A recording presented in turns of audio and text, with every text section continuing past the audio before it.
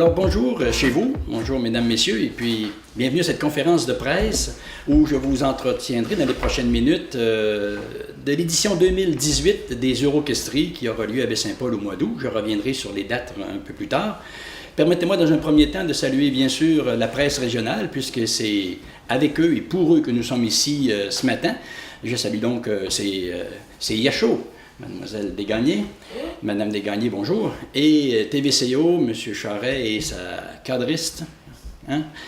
Et je ne me rappelle pas son prénom, mais Gabriel. Gabriel, voilà. Et bienvenue à la galerie L'Harmattan de la rue Saint-Jean-Baptiste à Baie-Saint-Paul. Un mot sur cette magnifique galerie. Vous voyez que je suis drôlement bien décoré derrière moi avec tous ces tableaux des plus grands peintres de l'art contemporain du Québec et d'ailleurs, bien sûr. Et puisque je vous parle de la galerie L'Harmattan, je salue son propriétaire, M. Gilles Charret, qui est avec moi ce matin. On aura l'occasion de rencontrer un petit peu plus loin dans la conférence de presse. Alors, donc, merci de votre présence ce matin ici à la galerie L'Harmattan. En passant, la galerie L'Harmattan est le principal supporteur financier avec l'autre galerie de M. Charret, c'est-à-dire Art et Style. J'y reviendrai quand je vous parlerai des commanditaires principaux du Festival Euroquestrie. Alors, donc le Festival Euroquestrie, un petit rappel sur l'origine de ce concept-là. C'est né en France en 1989, dans la région de la Charente, c'est dans le sud-ouest de la France, à l'initiative d'un certain Marcel Corneloup. C'est un pédagogue au niveau musical, formateur, il a publié énormément d'ouvrages sur la musique, même l'histoire de la musique. Il va donc mener ce festival pendant quelques années. Et son idée de départ était de rendre accessible aux orchestres symphoniques les jeunes de 15 à 19 ans, 17 ans, et de pouvoir les faire rayonner à l'échelle mondiale, je dirais. C'était sa perspective de permettre à des jeunes de jouer dans des orchestres majeurs et de voyager à travers le monde, de s'ouvrir sur le monde. Alors, il va tenir ce festival jusqu'en 1998. Et bon, pour toutes sortes de raisons, il abandonne et le festival est repris par un certain Claude Révolte. Hein? Vous connaissez à Baie-Saint-Paul Claude Révolte, avec qui je suis ami depuis beaucoup d'années, depuis le début de l'échange Baie-Saint-Paul-Jonzac, depuis plus de 30 ans. Et il a déplacé le siège social des Euroquestries en Charente-Maritime, légèrement un peu plus au sud. Et depuis ce temps, c'est Claude qui préside donc à la destinée du festival Euroquestrie. Alors, d'abord, c'était comme son nom l'indique, Euroquestrie, c'est une déclinaison du mot Europe et orchestre qu'on a fusionné pour faire Euroquestrie. Maintenant, c'est un vocable bien admis en Europe et même ici au Québec. Au départ, donc, c'était que l'Europe, mais plus tard, il a débordé vers la Chine, l'Asie du Sud-Est, le Moyen-Orient, avec les Émirats arabes, et puis l'Amérique du Sud avec le Brésil, et depuis 2010 avec le Québec. Alors, d'abord Québec et Baie-Saint-Paul dès le début, en 2010, puis en 2014, se joint au réseau québécois le camp musical de Saint-Alexandre, dirigé par Mathieu Rivet. Alors, cette année, 2018, c'est la 8e édition du Festival Euroquestrie. La formule Euroquestrie, soit dit en passant, je vais préciser que maintenant, elle est sur un échelon de 2 ans. Donc, à tous les 2 ans, on revient avec un festival, et là, ça prend une certaine envergure, un certain volume, si vous voulez, en termes de musiciens. Et ça ne veut pas dire qu'il n'y en aura pas un à l'année impaire, donc en 2019, mais le Festival Euroquestrie revient donc aux 2 ans. Alors, cette année, donc, la région de Kamouraska, Québec et Baie-Saint-Paul sont toutes les trois dans le coup. Et on reçoit 4 ensembles cette année que je vous présente maintenant. Alors, d'abord, l'Orchestre philharmonique des jeunes de Pékin.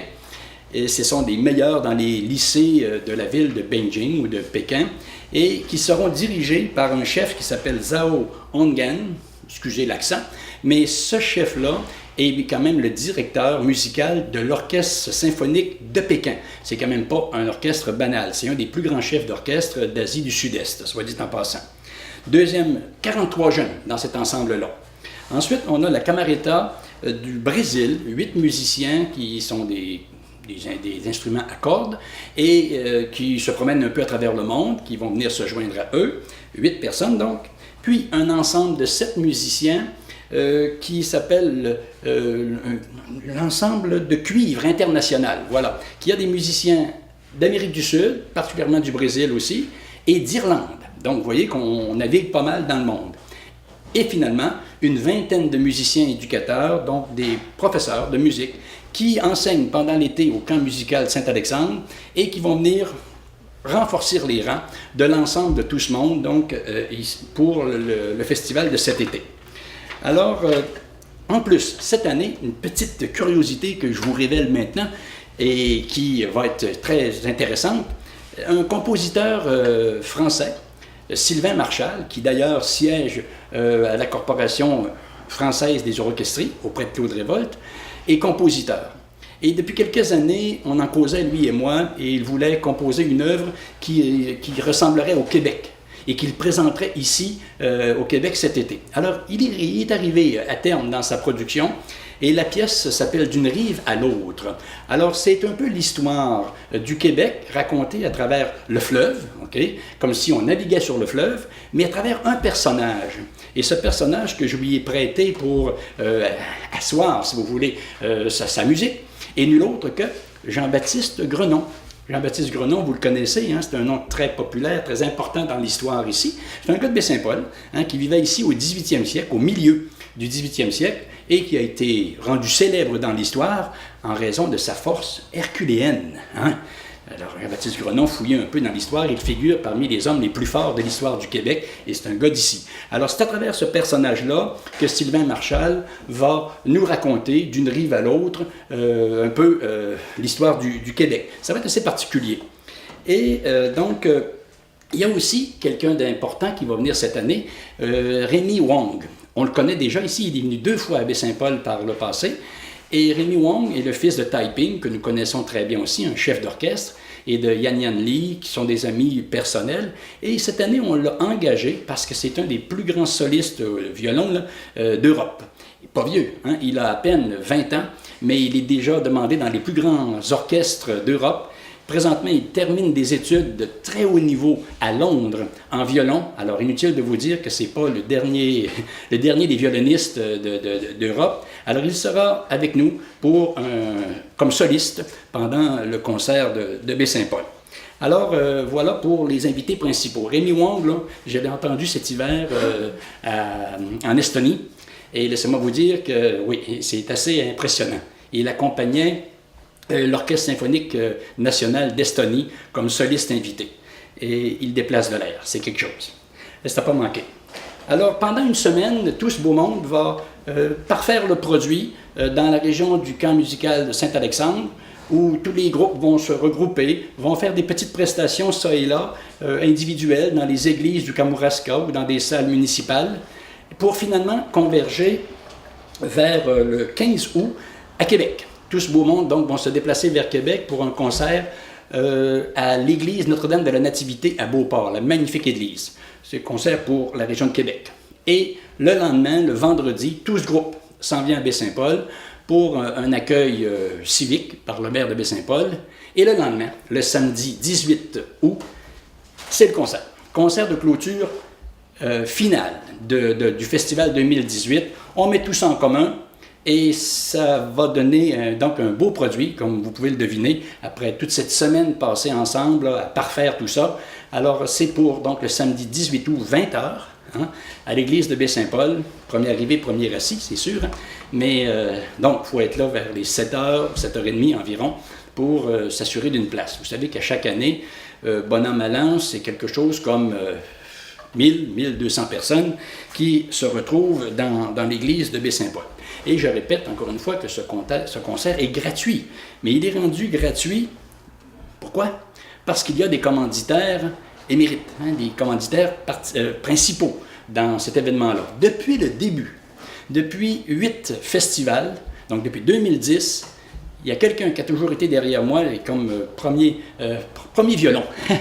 Hein, premier violon, c'est le cas de le dire, au niveau du support financier. Et là, je veux saluer M. Gilles Charret. Venez près de moi un peu, M. Charret, pour vous présenter et vous saluer. Merci beaucoup. M. Gilles Charret est un partenaire de longue date. Sa corde sensible, c'est la musique. Il a déjà supporté le chœur polyphonique de Charlevoix. On connaît, c'est un homme qui est très sensible à la cause musicale. Alors, il est encore avec moi cette année, je le remercie. beaucoup de sa collaboration, c'est le commanditaire Prestige par le biais de ces deux galeries, donc l'Harmattan où nous sommes et Art et Style. Il a aussi avec lui des associés, des femmes, hein, quelques dames associées, 3 ou 4 je crois. Hein, Art et Style. Art et Style, mais pas pour ici, hein, pour Art et Style. Voilà, des associés avec lui que je salue du même coup par le biais de la télévision. Ensuite, nos franciscaines de Marie, qui nous supportent également depuis les tout débuts, que je remercie pour l'aide à l'histoire des repas et tout ça. Et la ville de Baie-Saint-Paul pour l'accueil civique qui sera fait par notre maire Jean Fortin. Qui a Charlevoix, Nicolas Thibault, qui depuis plusieurs années m'appuie également dans ce projet des Euroquestries. Et son frère, hein, Sébastien, de Hyundai Jean-Roch Thibault, qui lui aussi me supporte à chaque festival au niveau financier. Alors, au final, qu'est-ce que je veux lancer comme appel, comme dernier mot à ceux qui nous écoutaient? C'est que tout ce beau monde, oui, ils sont en concert gratuit à Baie-Saint-Paul, mais il faut assumer, hein, il faut assumer l'accueil de ces gens-là, au niveau de la nourriture, mais aussi du logement. Alors, je vous lance un appel, vous qui m'écoutez par le biais de la télévision en particulier, et la radio, on en rendra compte tout à l'heure, autrement, mais il faut loger ces gens-là dans les familles d'accueil de la région. Alors, c'est une belle expérience culturelle et même sociale que d'accueillir 2 jeunes, idéalement 2 ensemble. C'est plus sécuritaire pour eux, ils se sentent plus à l'aise, si vous voulez. Donc, tantôt des Brésiliens, des Irlandais, des Chinois. Donc, vous pouvez loger chez vous pendant 2 jours, 2 petites soirées, tout simplement. Et alors, si vous êtes disponible, et vous voulez me donner un petit coup de pouce là-dessus, alors vous communiquez avec moi, je vous donne mon numéro le jour à 435-3443, 435-3443, ou le soir à 435-5690. 435-5690. J'attends vos appels. Tout ce beau monde doit être logé là, d'ici les prochains jours. Quand même, le 18 août approche grandement. Alors, je compte sur votre appui. Comme par le passé d'ailleurs, on l'a toujours fait depuis ces 8 dernières éditions du Festival Euroquestrie pour donc accueillir ces gens dans nos chaumières de Baie-Saint-Paul et de la région. Alors voilà, en gros, pour l'essentiel du contenu. Je ne sais pas si vous avez des questions particulières pour vous de la presse. On fera ça tout après hors caméra ou une fois la conférence terminée. Monsieur Charest, avez-vous quelque chose à ajouter? Moi, je voudrais juste ajouter que quand Rosaire me demande quelque chose, en ce moment-là, avec tout ce qu'il a fait pour la communauté à travers les années, c'est très difficile de dire non. Ça fait que j'ai tout le temps dit oui, puis ça me fait plaisir de le faire pour m'impliquer au niveau de la communauté. Je suis ici depuis 28 ans. Je me suis toujours impliqué au niveau de la communauté, puis je continue à le faire, puis ça me fait plaisir de le faire aussi. C'est gentil d'en rendre témoignage. C'est un homme de culture, non seulement à travers les œuvres d'art de tous ces artistes qui s'exposent dans ces 2 galeries, mais aussi au niveau de la musique. Monsieur Charest, merci de votre support. Alors là-dessus, messieurs, dames, je vous remercie de votre attention et on se dit donc rendez-vous le 18 août à 20h en l'église de Baie-Saint-Paul pour une grande prestation musicale de cet été. Au revoir.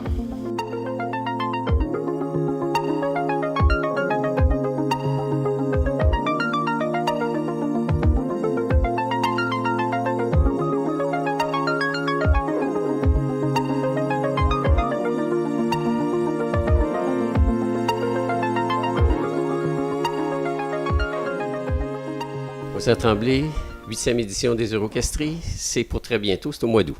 Au mois d'août, alors ça approche à grands pas, 18 août, un bon samedi soir, et à Baie-Saint-Paul cette année, on a, comme à chaque année d'ailleurs, le concert de clôture. Le concert international de clôture. Et je dis international, pourquoi? Parce qu'il rassemble des orchestres d'un peu partout, on en reparlera dans l'entrevue, mais donc c'est finalement le fin produit, je dirais, d'une semaine de travail, de pratique, de mise en commun des talents de tous ces musiciens qui viennent d'un peu partout, qui pendant une semaine vont être au camp musical Saint-Alexandre de Kamouraska, et quand ils arrivent à Baie-Saint-Paul, tout le produit est peaufiné et donc d'une qualité supérieure, je dirais, et c'est ici qu'est la grande conclusion. On a eu le G7, donc les grands de ce monde sont venus de partout dans le monde, mais là, on va avoir des musiciens qui viennent de partout dans le monde. Eh oui, des musiciens, un orchestre de jeunes, un ensemble philharmonique de Beijing, de Pékin, 43 jeunes, c'est quand même pas rien, c'est les meilleurs de différents lycées de la ville de Pékin. Et ensuite, on a un ensemble de cordes qui nous vient du Brésil, la Camareta, de Rio, au Brésil. Ce sont des professionnels des cordes, violon, violoncelle. Et ensuite, on a un ensemble international, de cuivre international, formé d'adultes, qui proviennent du Brésil aussi, et de l'Argentine, et d'Irlande, qui mettent en commun. Alors, c'est un orchestre qui est formé depuis un certain nombre d'années, qui se promène à travers le monde, mais ils sont de deux origines, 2 continents d'origine. Et finalement, presque une vingtaine, 18 musiciens professionnels qui sont des professeurs de musique au camp musical et qui prêtent main forte, viennent supporter de leur talent, parce que ce sont des formateurs, l'ensemble de tout ça pour le concert final, ici à Baie-Saint-Paul. Est-ce que le fait de mélanger ou d'unir des musiciens qui viennent d'un peu partout dans le monde, ça crée une couleur particulière lors de la prestation? En fait, la musique, c'est un des moyens où tout le monde peut communiquer. Tous ces gens-là ne parlent pas des langues communes, mais par la musique, ils sont capables de se rejoindre parce que c'est un langage universel. Alors, on ne peut pas s'échanger verbalement un Chinois avec un Brésilien, un Québécois avec un Chinois, mais par la musique, on se partage des valeurs de la musique, du beau, puis verbalement, on peut pas s'échanger. C'est ce qui fait une couleur particulière. La musique permet de rassembler les peuples, les mettre en commun, sans aucune différence l'un l'autre. Seulement que la musique qui réunit tout ça un peu comme un fil conducteur, comme une corde de guitare qui relierait tout ce beau monde les uns les autres, grâce à la musique. Alors, dans le fond, une portée, c'est un langage universel. Eh oui, un langage universel. Et puis, que ce soit chinois, brésilien ou autre, la portée musicale demeure le support de la musique. Et puis, chacun peut s'y retrouver, évidemment, ensemble, effectivement. Alors, on va recevoir cette belle visite-là au mois d'août. Et c'est quand même plusieurs musiciens et c'est des gens qui viennent un peu partout, mais on a besoin d'aide pour pouvoir accueillir ces personnes-là. Oui, au-delà de l'aide financière, évidemment, qui vient, je le disais dans la conférence de presse, de M. Gilles Charret, des galeries Aristide et L'Harmattan, les franciscaines de Marie, les 2 concessionnaires Thibault, Sébastien Thibault et Nicolas Thibault, Hyundai et Kia, qui m'apportent leur support. Alors, c'est aussi les familles dont j'ai besoin. Quand je dis famille, ça veut dire des familles d'accueil, parce que ça fait partie de l'enjeu, ça, Herman, à savoir que ces gens-là viennent de leur pays, ils paient leur voyage et tout, mais rendus ici, on les reçoit. Et on les remet sur l'avion, si tu veux, quand ils retournent. C'est ça que ça veut dire. Donc, on doit les accueillir, ça veut dire couette et bouffe, ici. Alors, il faut les loger dans des familles d'accueil. Moi, ici à Baie-Saint-Paul, ma particularité, contrairement à Québec, qui peut les loger à l'Université Laval, ou Camp Saint-Alexandre, qui ont des chalets un peu comme le domaine Forget, moi, c'est les familles. C'est toi, c'est d'autres, et puis qui peuvent accueillir de ces jeunes. Et ça fait vivre une expérience. Peut-être la communication n'est pas des plus simples, certes, mais il y a une expérience culturelle à vivre que d'accueillir 2 jeunes Chinoises ou Chinois, des Brésiliens, des Irlandais, bref, quand même qu'on ne parle pas l'anglais. C'est facile l'anglais. Puis la langue latine, qui est le portugais, est quand même relativement facile. Ici, il y a tellement de monde qui parle l'espagnol, alors c'est pas un problème. Il y a un autre langage universel, c'est le langage des gestes. Langage des gestes. J'ai faim. J'ai faim. Je m'endors. Effectivement. Alors, on peut communiquer, puis les expériences, les 7 années précédentes ont toujours été très concluantes. Et puis, quand les gens se quittent, c'est une amitié très sincère qui s'est dans quelques jours à peine. Et souvent, ces gens-là gardent des liens. Par la suite, avec les personnes qu'ils ont accueillies. Il y a des gens qui me témoignent être encore en communication avec des musiciens ou musiciennes qu'ils ont accueillis en 2010, par exemple. Alors, c'est quand même une manière de s'ouvrir sur le monde, quelque part. C'est une manière en accueillant des étrangers comme ça, c'est jeter un horizon au-delà de notre petit monde à soi, si tu veux. C'est vraiment, moi, je pense, une opportunité culturelle aussi. On en a besoin pour 2 nuitées, si je comprends bien. 2 nuitées. Le vendredi soir, où j'ai un genre de social d'accueil, de souper communautaire. Toutes les familles sont accueillies. C'est moi qui s'organise avec ça. Où les gens font connaissance, on mange ensemble, on fraternise, on danse, on chante. C'est une belle soirée sociale. Et donc, un premier coucher. Et le soir du concert, du samedi soir, après le concert, les musiciens se retrouvent dans leur famille d'accueil. Et le dimanche matin, relativement tôt, vers les 8h30, tout ce beau monde quitte pour l'aéroport. Ça va être cap sur leur pays respectif. Donc, le concert est à l'église de Baie-Saint-Paul. À l'église de Baie-Saint-Paul, 20h. On annonce dans certains documents 19h30, mais nous, on a un petit peu des contraintes techniques au niveau de l'église comme telle. Alors, il faut considérer 20h pour le début du concert. C'est toujours ça chaque année d'ailleurs. Et c'est gratuit, Herman, c'est ça qui est intéressant. Alors, il y a 1200 places disponibles, même un peu plus avec les balcons. Alors, il y a de la place pour accueillir les gens. Et par le passé, on a toujours rempli l'église de Baie-Saint-Paul presque au complet. Alors, ça devrait être la même chose cette année. Weser, toi, tu es impliqué avec ça depuis pratiquement le début? Moi, depuis 30 ans, en fait. Si on récapitule avec les liens avec Claude Révolte, comme ami proche, presque de la famille, je dirais. Alors, c'est un peu le fil conducteur qui a mené à être un peu le répondant, le porteur de ballon. Ici, pour les Orchestries, je suis l'organisateur. Grosse structure, une personne.